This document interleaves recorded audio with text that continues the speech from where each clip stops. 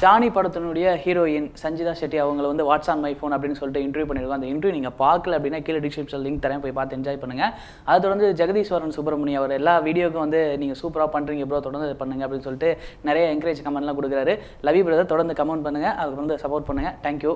அதுக்கப்புறமேட்டு கமெண்ட் பண்ணுற எல்லாத்துக்குமே நன்றி அப்படின்னு சொல்லிட்டு இப்போ என்ன பார்க்க போகிறோம் அப்படின்னா ஸ்னீக் பீக் அப்படின்றத வந்து பார்க்க போகிறோம். ஏன்னா ஒரு படத்தினுடைய அந்த படம் பார்க்கறதுக்கு நம்மளை கியூரியாசிட்டியை கிளப்புறதே வந்து பார்த்தோம் அப்படின்னா அந்த ஸ்னீக் பீக் அப்படின்னு தான் சொல்லணும். ஸோ டிசம்பர் 20 சீதா காதி அப்படின்ற ஒரு படம் ரிலீஸ் ஆக போது. அதோட படத்தினுடைய ஹீரோ யாருன்னு நான் சொல்லி தெரிய வேண்டிய அவசியமே இல்லை. ஏன்னா விஜய் சேதுபதி அவர்கள் அவருடைய 25வது படம் யார் டைரக்ட் பண்ணுறாங்க அப்படின்னா பாலாஜி தரந்தன் தான் டைரக்ட் பண்ணுறாரு.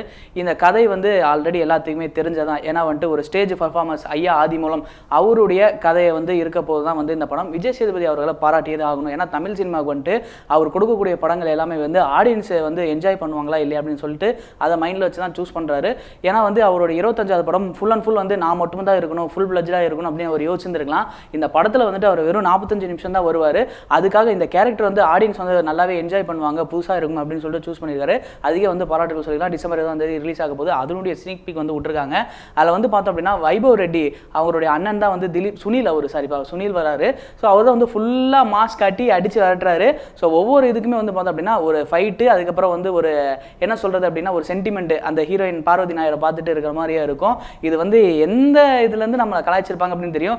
நம்ம தெலுங்கு படத்தில் வந்து பாலகிருஷ்ணா வந்து இருப்பார் பார்த்தீங்களா. ஸோ அந்த மாதிரியா போட்டு கலாய்ச்சி எடுத்துருக்காங்க.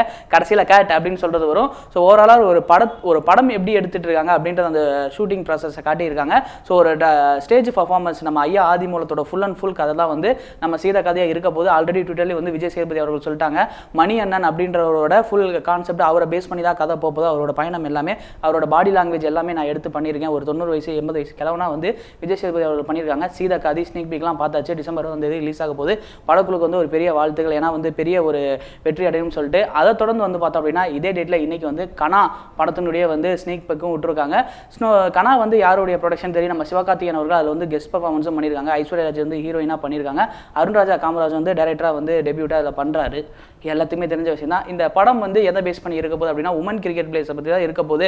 ஸோ ஒரு நடுத்தர பெண் வந்து பார்த்தோம் அப்படின்னா கிரிக்கெட்டில் வந்து உயிராக இருக்காங்க. அவங்க உலகக்கோப்பை வரைக்கும் வேர்ல்டு கிரிக்கெட் வரைக்கும் போகிறாங்க. அதுக்கு வந்து சப்போர்ட்டாக இருக்கிறது அவரோட ஃபாதர் அப்படின்னு சொல்லிட்டு ஒரு கதையை நகர்த்துறாங்க. ஸோ இந்த கதையோட ஸ்னீக் பீக் பார்க்கும்போது ரொம்ப நல்லா இருக்கு. இந்த 2 படங்களுமே வந்து பார்த்தோம் அப்படின்னா ஒரே ஜானர்லாம் கிடையாது, வெவ்வேறு ஜானர் வெவ்வேறு கதைகளை கொண்டு இருக்கு. ஆடியன்ஸை வந்து நம்ம அவங்கள என்கரேஜ் பண்ணணும், அவங்கள வந்துட்டு என்ஜாய் பண்ண வைக்கணும். இந்த படம் வந்து கொடுக்கும்போது அவங்களுக்குள்ள தனக்குள்ள சேரணும் அப்படின்ற மாதிரிலாம் எடுத்து வந்து பண்ணுறாங்க. ஸோ ஓவராலாக தமிழ் சினிமாவில் இந்த வருஷம் மட்டும் வந்து பார்த்தோம் அப்படின்னா நல்ல நல்ல கதைகள்லாம் வருது. ஸோ நம்ம சீதா கதை வந்து பார்த்தோம் அப்படின்னா டிசம்பர் 20 ரிலீஸ் ஆகிடுது. கனா டிசம்பர் 21 ரிலீஸ் ஆகுது. 2 படங்களே வெற்றி பெறணும் வாழ்த்து சொல்லிட்டு நெட்டிவ் சார்பாக வாழ்த்து சொல்ல. நீங்கள் எந்த படத்துக்காக ஈகராக வெயிட் பண்ணிட்டு இருக்கீங்க? இந்த 2 ஸ்னீக் பீக்கும் பார்த்தீங்கன்னா உங்களுக்கு எந்த அளவுக்கு பிடிச்சிருந்து அப்படின்ற கீழே மறக்காம கமெண்ட் பாக்ஸில் கமெண்ட் பண்ணிருங்க.